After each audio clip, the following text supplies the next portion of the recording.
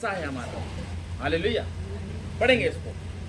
इसलिए अपने उन अंगों को मार डालो जो पृथ्वी पर हैं, अर्थात व्यभिचार, अशुद्धता, दुष्कामना, बुरी लालसा और लोभ को जो मूर्ति पूजा के बराबर हैं। हालेलुया। हालेलुया। हालेलुया। सामने की तरफ देखेंगे, नीचे की तरफ कोई नहीं देखेगा। यहाँ पे कह रहा है इसलिए अपने उन अंगों को मार डालो जो पृथ्वी पर है। और पृथ्वी पर तो ये पूरा शरीर है भाई, है? पृथ्वी पे तो पूरा शरीर ही है ये, तो क्या हम इसको मार डालें? हाँ, मार डालो उसको, अगर ये परमेश्वर में नहीं है तो। क्योंकि वाक्य में जो लोग मसीह में नहीं है, आज हालत देख लो ठेकों के बाद क्या कैसे लोग पड़े हुए हैं। कोई नाली में पड़ा हुआ है, कोई कीचड़ पे लेटा हुआ है, कोई पी के घर पर चढ़ा हुआ है, घर पर टांड मचा रखा है, लड़ाई झगड़ा कर रखा है, पड़ोसी से लड़ाई कर रखी है, बीवी से लड़ाई कर रखी है, माँ बाप से लड़ा हुआ है। मरा है वो व्यक्ति जो मसीह में नहीं है, क्योंकि ये परमेश्वर का वचन हमसे कहता है। कह रहा उन अंगों को मार डालो जो पृथ्वी पर है। और पृथ्वी पर क्या है? अर्थात व्यभिचार, अशुद्धता, दुष्कामना, बुरी लालसा, लोभ, मूर्ति पूजा के बराबर है ये। अगर ये सब चीजें हमारे अंदर है, क्या क्या? सुनना ध्यान से जरा। व्यभिचार, अशुद्धता, दुष्कामना, बुरी लालसा और लोभ को जो मूर्ति पूजा के बराबर है। हालेलुया। ये इन चीजों को हमने क्या करना है? अपनी इस देह से दूर करना है। अगर ये सारी चीजें अगर हमारे अंदर है, कौन कौन सी? व्यभिचार, अशुद्धता, दुष्कामना, बुरी लालसा और लोभ, अगर ये हमारे अंदर है तो क्या है ये? जो आप लोग करते नहीं लेकिन उसके बराबर है। लोभ, दूसरे के घर का लालच नहीं करना, बस इसके पास तो बहुत अच्छा घर है, इसके पास तो बहुत अच्छी गाड़ी है, हैं? किसी की स्त्री का यार इसकी औरत तो बहुत अच्छी है, अब यार इसको तो आदमी बहुत अच्छा है, हैं? दुष्कामना, बुरी उसके मतलब दुष्कामना, बुरी नजरों से उसको दुष्कर्म करते हुए नहीं देखना, मतलब उसके साथ दुष्कामना नहीं करना। हालेलुया। है? अशुद्धता, गंदे काम नहीं करना, शुद्ध रखना इस देह को, तो ये परमेश्वर की है। हालेलुया। इन चीजों को अगर हम छोड़ेंगे, और व्यभिचार, अगर इन चीजों को हम छोड़ेंगे तो वो हमारा नया जीवन है। अगर अभी भी हम इन चीजों में अपने जीवन को बिता रहे हैं, व्यभिचार, अशुद्धता, दुष्कामना, बुरी लालसा और लोभ, अगर इसमें हम जीवन बिता रहे हैं तो वचन कहता है अपनी उस देह को मार दो। क्योंकि क्या ये किसके बराबर है? मूर्ति पूजा के बराबर है। और जिससे परमेश्वर क्या करता है? जी से बैर करता है। हालेलुया। और इन्हीं के कारण परमेश्वर का प्रकोप आज्ञा न मानने वालों पर पड़ता है। हालेलुया। आज जब आपको ये बातें बताई जा रही हैं कि भाई ऐसा मत करो, ये काम मत करो, प्रार्थना में आओ तो सिर्फ प्रार्थना करो, इधर उधर की बातें मत करो, ये आपको समझाया जा रहा है ना? जब यहाँ पर आओ तो सामने की तरफ फोकस करो। जब यहाँ पर आओ, बैठो, घुटनों के बल के अपने आप को सिलेंडर कर दो परमेश्वर के हाथों में। देखो परमेश्वर कैसे आपके हर काम को सिद्ध करता जाएगा। जब यहाँ पर आओ, अपनी सारी बुरी आदतों को परमेश्वर के हाथों में सौंप दो। क्या परमेश्वर हमको इसमें से निकाल, तो क्या निकालेगा नहीं परमेश्वर? 101% परमेश्वर निकालेगा। आज जो लोग परमेश्वर से दूर भटक जाते हैं, लास्ट में परमेश्वर के पास ही आते हैं। आज उस बहन को कम से कम गए हुए तो 8-10 महीने हो गए, ज्यादा ही हो गए बल्कि, है? वो पहले बहुत आती थी और अद्भुत चमत्कार परमेश्वर ने उस बहन के जीवन में किया। लेकिन वचन कहता है कि मेरे किसी उपकार को ना भूलना। और जो व्यक्ति भूलता है, ऐसी वो ठोकर मिलती है उसको, फिर वो नींदें खराब हो जाती है फिर लोगों की, रात को उठ के भगाता है शैतान। फिर इसलिए वचन कहता है मुझ में बने रहो, मैं तुम्हारे में बना रहूंगा, कोई भी बच्ची तुम्हारे डेरे के निकट नहीं आएगी। तभी परमेश्वर का दास से कहता है इन्हीं के कारण परमेश्वर का प्रकोप आज्ञा ना मानने वालों पर पड़ता है।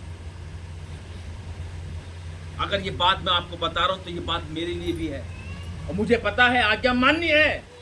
मैं क्यों नहीं मानूं परमेश्वर की आज्ञा? मैं क्यों इन चीजों में पढ़ूं?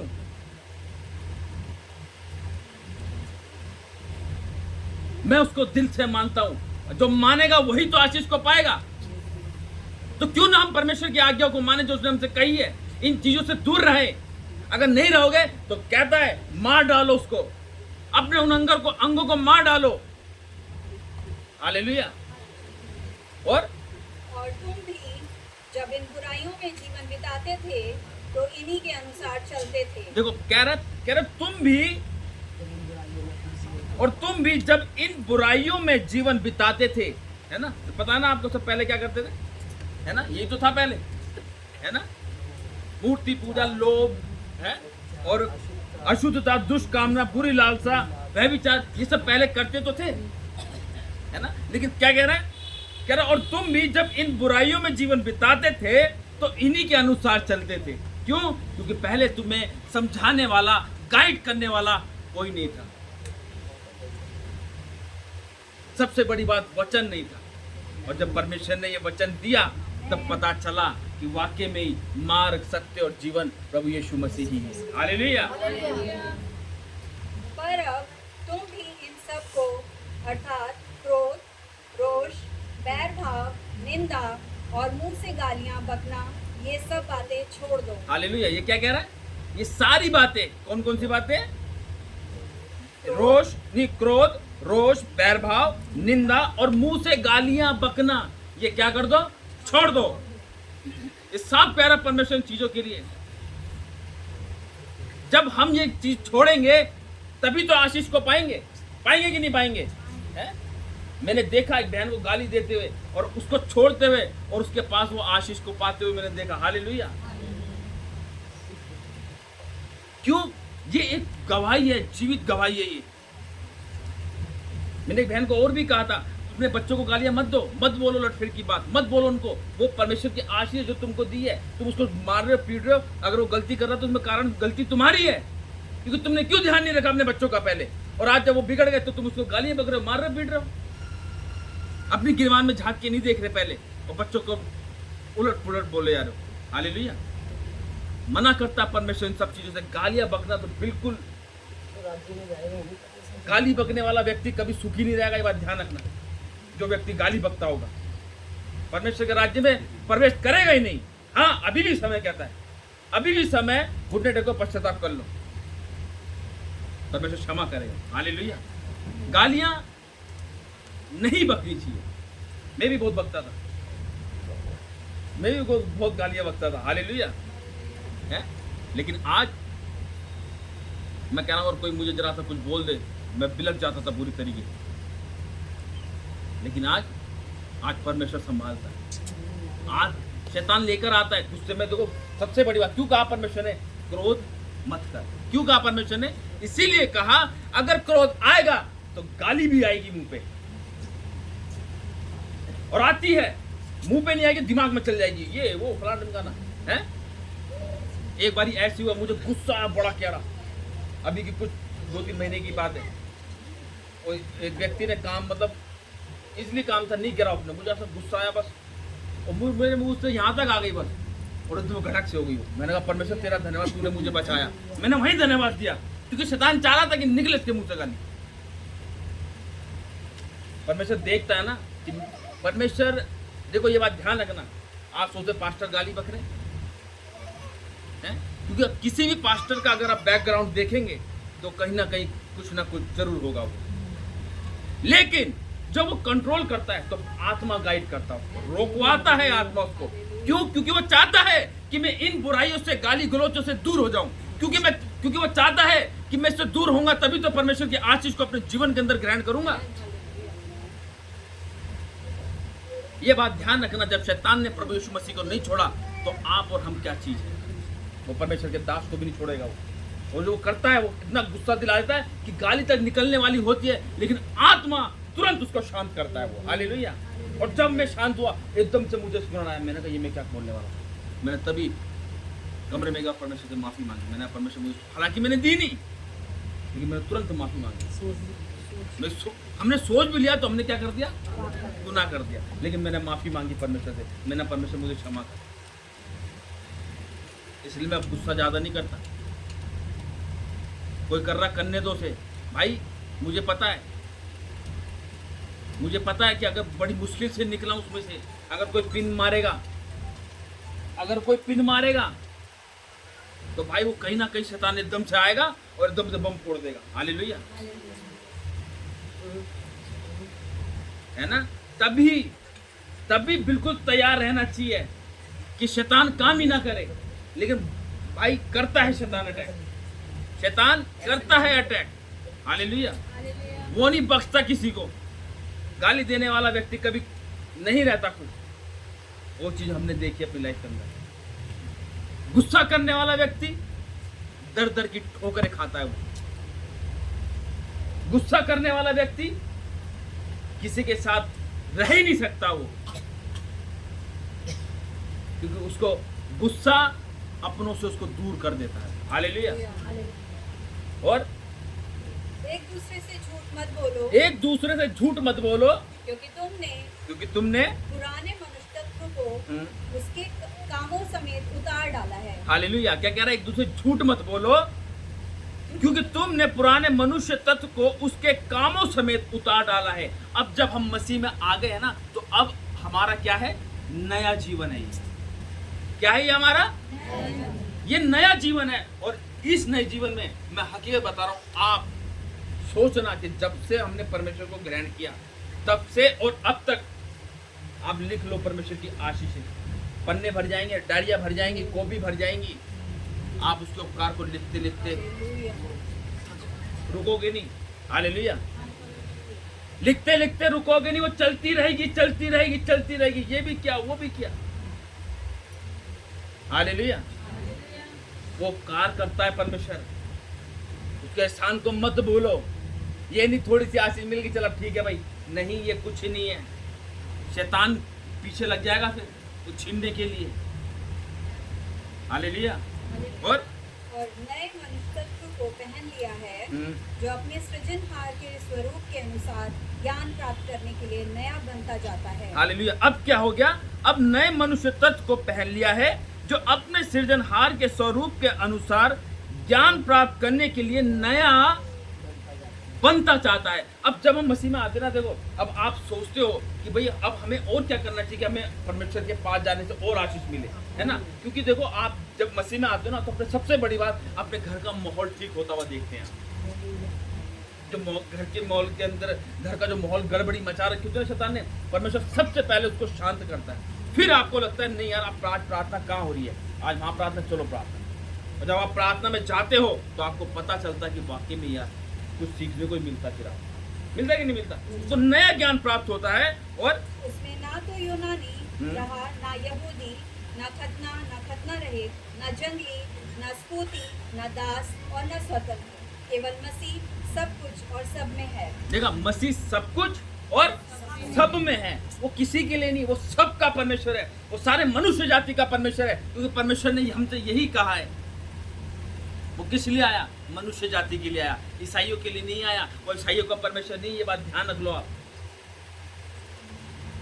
वो मनुष्य जाति का परमेश्वर है। बाइबल हमको बताती है, वहां ये लिखा कि वो ईसाइयों का परमेश्वर है, वहां लिखा ये सारी मनुष्य जाति का परमेश्वर है। जो इस पर विश्वास करेगा वो नाश नहीं परंतु अनंत जीवन को पाएगा। हालेलुया। अपने पुराने मनुष्य तत्व को उतार दो। अभी भी समय जो बचा कुचा रह गया है उसे खत्म करो आज यीशु के नाम से, तभी आजाद होगे। ये निकाल दो अपने अंदर से, बैर भाव, जलन, ईर्ष्या, क्रोध, सब निकालो, तभी तो परमेश्वर के सामने दृढ़ खड़े रहोगे। कोशिश तो करो।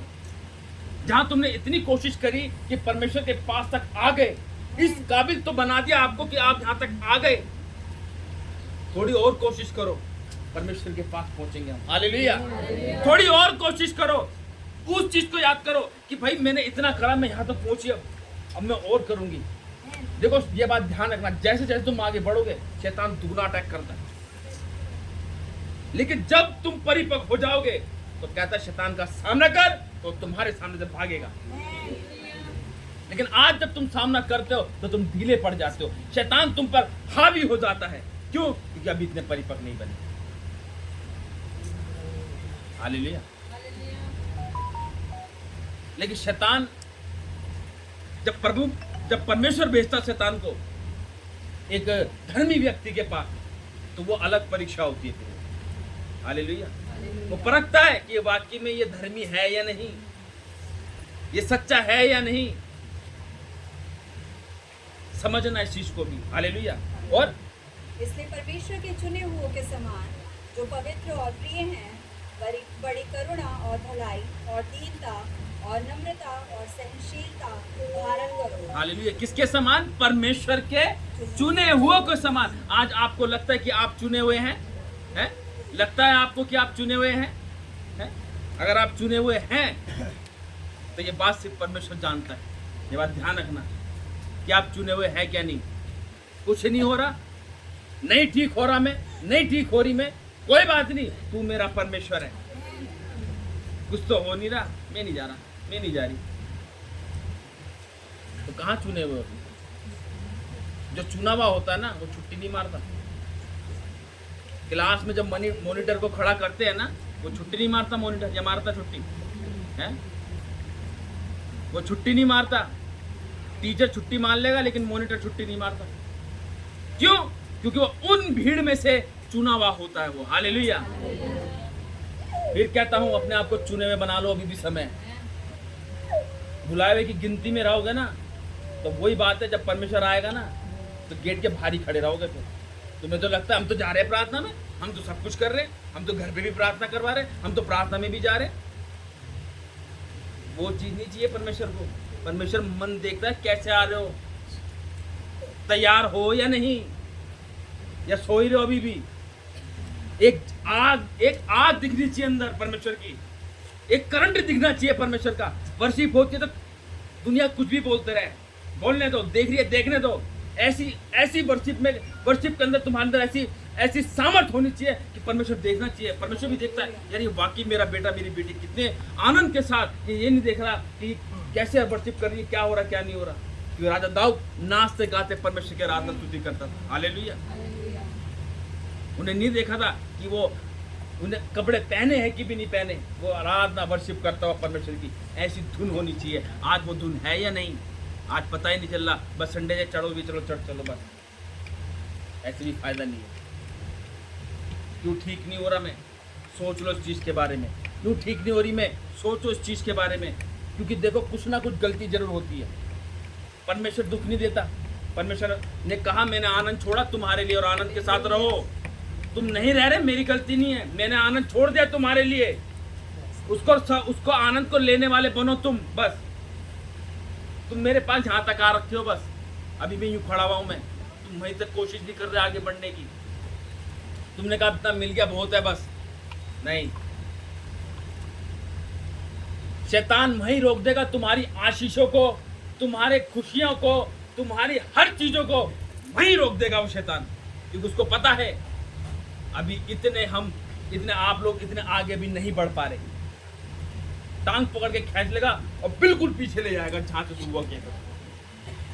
शैतान ऐसे करता है। खुशियां तो यूं छीनता है शैतान, ये बात ध्यान रखना।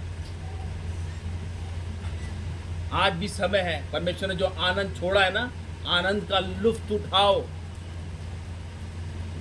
उसका लुत्फ। काम देखो, अगर आप काम कर रहे हो और कोई दिक्कत नहीं है, काम करो, काम करने के लिए परमेश्वर मना नहीं कर रहा। लेकिन जो परमेश्वर चाह रहा है वैसा बनने की कोशिश करो। अपने आप को ऐसा बनाओ जो आज ये वचन हमको कह रहा है। नया जीवन बनाओ अपने आप को। पुराना मनुष्य तत्व खत्म कर दो। ये बुराई, जलन, ईर्ष्या, वैर, व्यभिचार, अशुद्धता, दुष्कामना, बुरी लालसा, लोभ, ये सब खत्म करो अपने जीवन के अंदर से। अब ये रहेगा तो हम परमेश्वर से दूर रहेंगे। सबसे बड़ी बात, लालच खत्म करो अपनी लाइफ के अंदर से। ये लालच परमेश्वर के पास नहीं आने दे सकता। हालेलुया। और यदि किसी को किसी पर दोष देने का कोई कारण हो तो एक दूसरे की सह लो। कह रहा एक दूसरे की सह लो। आज सह सकते हैं कोई? कैसे बोल दिया इसने, कैसे बोल दिया इसने, ऐसे करते हैं। कह रहा एक दूसरे की सह लो और एक दूसरे के अपराध क्षमा और एक दूसरे के अपराध क्षमा करो। क्या कोई करता है एक दूसरे के अपराध क्षमा? उसने कैसे बोल दिया, तुम तो कुछ बोल ही नहीं रहे। अरे भाई मैं क्यों बोलूं, मुझे परमेश्वर ने इजाजत नहीं दी, क्योंकि मेरा न्याय करने वाला वो परमेश्वर है, मेरा मुकदमा लड़ने वाला वो परमेश्वर है। कभी उसके हाथ में सौंप के देखो तो सही, क्योंकि मैं उसके हाथ में सौंपता हूं तो मुझे परेशान करता है। उसने मुझसे कहा कि परमेश्वर के हाथों में पड़ना भयंकर बात है, और न्याय करना तेरा नहीं मेरा काम है। ये परमेश्वर ने मुझसे कहा, तो मैं क्यों किसी को मुंह लगूं मैं फिर किसी को? हालेलुया। मैं क्यों किसी से फालतू बोलूं फिर, जब मेरा न्याय करने वाला वो परमेश्वर है। तो जिस दिन आप उस चीज को समझोगे, इन वचनों को अपने जीवन के अंदर लागू करोगे, ये परमेश्वर ने मुझसे कहा है, तभी वो वचन तुम्हारे जीवन में लागू होगा। नहीं तो पढ़ते रहो, कुछ नहीं होगा। पढ़ती तो दुनिया भी है, ये बात ध्यान रखना। हालेलुया। और जैसे प्रभु ने तुम्हारे अपराध क्षमा किए, वैसे ही तुम भी करो। इन सब के ऊपर प्रेम को, जो सिद्धता का कटिबंध है, बांध लो। मसीह की शांति, जिसके लिए तुम एक देर होकर बुलाए भी गए हो, तुम्हारे हृदय में राज्य करे, और तुम धन्यवादी बने रहो। मसीह के वचन को अपने हृदय में अधिकाई से बसने दो। हालेलुया। क्या बताया था स्टार्टिंग में मैंने आपको? इसी चीज के बारे में बताया था ना, कि वचन को अपने हृदय में बसने दो। और शैतान नहीं चाहता कि वो वचन आपके हृदय में वास करे, क्योंकि शैतान को पता है इसके जीवन में वास हो जाएगा तो अंकुरित हो जाएगा और फलों को लेकर आएगी, और ये खुद तो बचेगी और कोई बचाएगी। तो क्यों ना इसके अंदर से खत्म करो परमेश्वर के वचन को। लेकिन यहाँ परमेश्वर का वचन क्या कह रहा है? मसीह के वचन को अपने हृदय में अधिकाई से बसने दो। याद रखो, जो ये वचन है ना, आज जो भी घर जाएगा यहाँ से, तो जिनके अंदर ये सारी चीजें हैं, जो भी ये वचन जैसा भी हमने स्टार्टिंग में पढ़ा, खत्म कर देना आज से। अगर आप नए जीवन में प्रवेश करना चाहते हो, अगर आप ये सब चीजें हमारे अंदर हैं, आप लोगों के अंदर ये सब चीजें हैं, तो आप अभी भी पुराना जीवन जी रहे हैं। हालेलुया। तभी कह रहा है, इस वचन को अपने हृदय में बहुत ताय से क्या करने दो? बसने दो। और सिद्ध ज्ञान सहित एक दूसरे को सिखाओ और चिताओ और अपने अपने मन में अनुग्रह के साथ परमेश्वर के लिए भजन और स्तुतिगान का और आत्मिक गीत गाओ। हालेलुया। क्या कह रहा है? और सिद्ध ज्ञान सहित एक दूसरे को सिखाओ भी। अगर तुम्हें लगता है कि तुम दोनों बहनें बातें कर रही हो और तुम्हें लगता है कि बहन गलत बोले, नहीं बहन ऐसे मत बोलना। परमेश्वर के वचन में देखो, संडो क्या वचन दिया था, ये मत कर, बुराई मत कर, गाली मत दे, ये तो सबसे बड़े गुनाह है। अगर तू ये सब कर रही है तो बहन तू वही पुराना जीवन जी रही है, मसीह में आने का तेरा कोई फायदा भी नहीं है। फिर अगर तू बुराई अपनी बहन की बुराई कर रही है, अपनी मम्मी की बुराई कर रही है, बहन कोई फायदा नहीं है। परमेश्वर मना कर रहा है इस चीज के लिए, तू क्यों कर रही है? अपने भाई की बुराई क्यों कर रही है? क्यों उससे तू जलन रख रही है? क्यों उससे ईर्ष्या बैर रख रही है?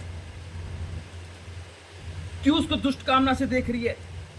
क्यों उसके साथ क्या कहता है शुद्धता की बातें बोल रही है? क्यों उसके साथ उसके लिए लोभ उसको देख रही है, उसके घर का लोभ कर रही है? मना किया है परमेश्वर ने। अगर तू ये कर रही है बहन, तू मसीह में नहीं है, तू वही पुराना जीवन जी रही है जो पहले थी। तू आ तो रही है परमेश्वर के पास, लेकिन अगर तेरे अंदर वो सारी बातें, तो बहन तू आज भी वही पुराना जीवन जी रही है। मत कर, समझाओ ये वचन क्या रहा है। अगर कोई तुम्हें दिख रहा है गलत करता हुआ, उसको समझाओ, नहीं बहन ऐसा मत कर। आज से हम नहीं बोलेंगे। सबसे बड़ी बात, अगर तुम घर में रहोगे अपने, तो कोई तुम्हारे मुंह से गलत बात नहीं निकलेगी। और जहां तुम अपने घर के बाहर बैठ गए और जहां दो लेडीज इकट्ठा हो गई, तो समझ लो तुम्हारे मुंह से गलत बात 101% निकलेगी, तुम चाहे फिर कितने मसीह में क्यों ना हो। हमें उस गांव क्यों जाना जहां पे दुख है? उस रास्ते में क्यों जाना है जहां पे शेर खड़ा हुआ है? लिखा है ना वचन के अंदर। उस चौराहे पे क्यों जाऊं जहां सिंह खड़ा है? क्यों जाऊं मैं वहां पे? मैं परमेश्वर रोकता है। इसीलिए अपने घर में बैठे रहो। खाली समय वचन पढ़ लो। खाली समय काम बिखरा हुआ ज्यादा, काम करते करते परमेश्वर की आराधना करो। कपड़े धो रहे हो, भजन गाते हो, उसकी आराधना स्तुति करते हुए कपड़े धो, बर्तन धो, जो आप काम कर रहे हो उसको आराधना स्तुति करते हुए करो। देखो परमेश्वर का आत्मा कैसे आपके साथ काम करेगा। सोते उठते चलते फिरते बैठते उठते परमेश्वर का धन्यवाद करो। देखो परमेश्वर कितना खुश होगा। ये सारी बातें हमने उनको बतानी जो गलत चल रहे हैं मसीह में आने के बावजूद भी। नहीं तो समय खराब है और विपत्ति आएगी और 101% आएगी। हालेलुया।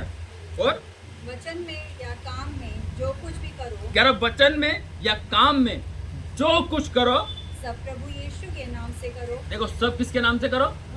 प्रभु यीशु मसीह के नाम से। कुछ भी करो, कह रहा ना, अभी जैसे मैंने बताया, चाहे झाड़ू लगा रहे हो, बर्तन धो रहे हो, कपड़े धो रहे हो, छत धो रहे हो, घर धो रहे हो, कुछ भी कर रहे हो, आराधना करते हुए करो। हालेलुया। और उसके द्वारा परमेश्वर पिता का धन्यवाद करो। और उसके द्वारा परमेश्वर पिता का क्या करे? धन्यवाद, धन्यवाद, धन्यवाद करते रहो।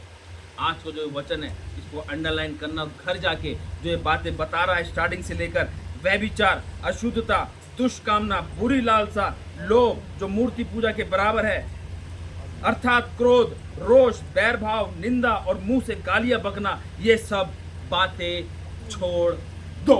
हालेलुया। और किसी से क्या? और किसी से झूठ भी मत बोलो। हालेलुया। तभी आप नया जीवन में प्रवेश करेंगे, नहीं तो कोई पुराना जीवन जीने आ भाई। अगर आप आशीष को पाना चाहते हैं तो पुराना मनुष्य तत्व को खत्म करो, नए मनुष्य तत्व में आ जाओ। नया मनुष्य और नया जीवन परमेश्वर में आ जाओ। हालेलुया। परमेश्वर मन को बदलता, अपने मन को बदल दो। धर्म नहीं बदलता, परमेश्वर मनों को बदलता है। हालेलुया। आज से इस वचन को सुनना नहीं है, इसको समझना है और घर जाके जरूर उसको स्टडी करनी है कि परमेश्वर ने क्या हमसे कहा, और जो करेगा आशीष देखोगे। और अगले हफ्ते मैं कह रहा हूँ आपके जीवन में से ना गवाही है, जो मर्जी कहना, और मेरा विश्वास है अगले हफ्ते आप गवाही के साथ आएंगे। Hallelujah, hallelujah, hallelujah, hallelujah.